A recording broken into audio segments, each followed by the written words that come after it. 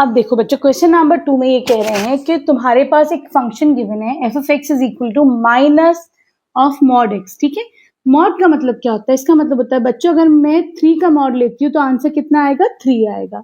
वहीं अगर हम -3 का मॉड लेते हैं तो कितना आएगा आंसर? ये भी 3 आएगा। तो क्या तुम इसके अंदर कुछ भी नंबर डालोगे, निकल के आंसर क्या आएगा? सिर्फ पॉजिटिव नंबर्स ही आएंगे। ठीक है, क्लियर है? तो देखो अब यहाँ पर क्या है बच्चों, ये कह रहे हैं F X is equal to minus of mod X. मतलब अगर तुमने इसके अंदर डोमेन में क्या है, तुम कुछ भी नंबर डाल सकते हो। क्या तुम पॉजिटिव भी डाल सकते हो, हम 0 भी डाल सकते हैं। ठीक है, क्या होगा ये? Minus of mod 0। ठीक है, मॉड से बाहर 0 आएगा तो ऑब्वियसली ये तो 0 ही रहेगा। ठीक है, अगर हमने 3 का मॉड डाला तो ये क्या बन जाएगा? 3 का मॉड 3 होता है, माइनस लगा दो तो -3। वहीं अगर तुमने डाला माइनस ऑफ माइनस मॉड 3, ठीक है, तो अब देखो मॉड के बाहर ये -3 आएगा तो ये 3 बन जाएगा, लेकिन ये वाला माइनस तो लगेगा यहाँ पर। हमने क्या देखा कि हम 0, पॉजिटिव और नेगेटिव नंबर्स कुछ भी डाल सकते हैं। ठीक है, इसका मतलब हम इसके डोमेन में रियल नंबर्स हैं। ठीक है, सही। लेकिन अब रेंज देखते हैं, रेंज में क्या है बच्चों? हमें सिर्फ बार बार नेगेटिव नंबर्स ही मिल रहे हैं, 0 से लेकर नेगेटिव ही मिल रहे हैं, चाहे पॉजिटिव डालो चाहे नेगेटिव डालो।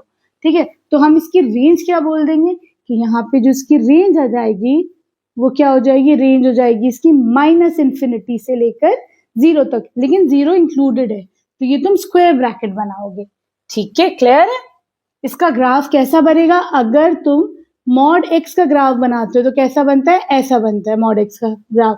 तुम पॉजिटिव डालोगे तो भी पॉजिटिव मिलेगा, नेगेटिव डालोगे तो भी पॉजिटिव वैल्यूज मिलेगी। लेकिन अगर हम इसका ग्राफ डालते हैं माइनस मॉड एक्स का ग्राफ, तो इसमें क्या होता है? तुम अगर पॉजिटिव डालोगे तो भी नेगेटिव मिलेगी, नेगेटिव डालोगे तो भी नेगेटिव वैल्यूज मिलेंगी। ठीक है, क्लियर है? अब आ जाओ तुम इसके सेकेंड पार्ट पर।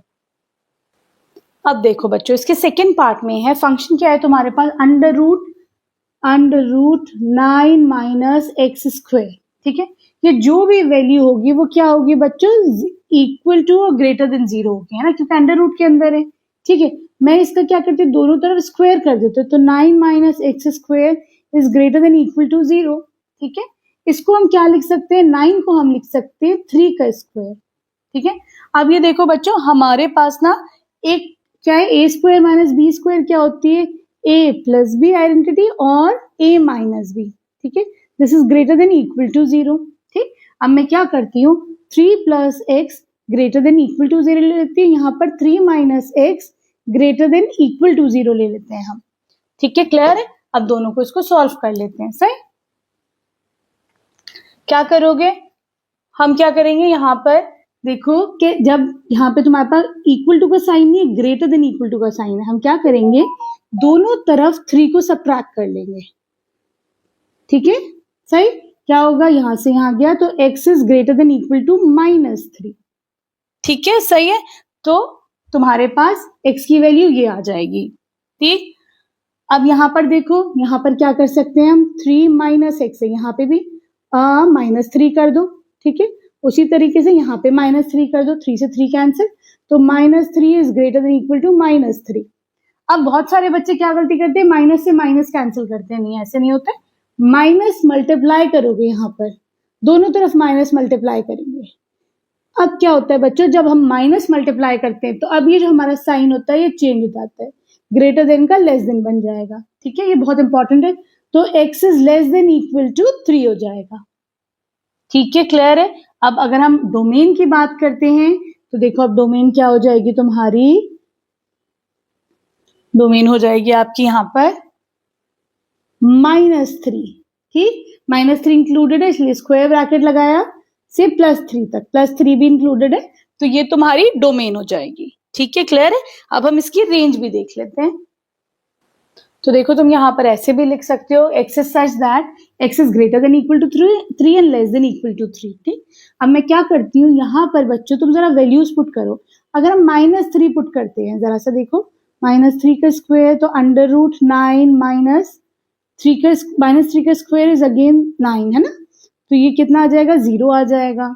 ठीक है, अगर हम यहाँ पर पुट करते हैं -1 पुट करते हैं, -1 का स्क्वायर, तो 9 - 1 दिस इज √8, ठीक है। अगर हम पुट करते हैं 3 पुट करते हैं, अब 9 - 3 का स्क्वायर कर दो, तो ये कितना हो जाएगा, ये भी 0। अगर 0 पुट करते हैं, ठीक है, तो ये हो जाएगा √9 - 0 का स्क्वायर, दिस इज √9 मतलब 3। तो तुम्हारी जो वैल्यूज हैं बच्चों, वो कहां से कहां तक जा रही हैं, ये वैल्यूज तुम्हारी जा रही हैं 0 से लेकर 3 तक जा रही है ना। तो हम क्या लिख देंगे यहाँ पे, रेंज क्या हो जाएगी,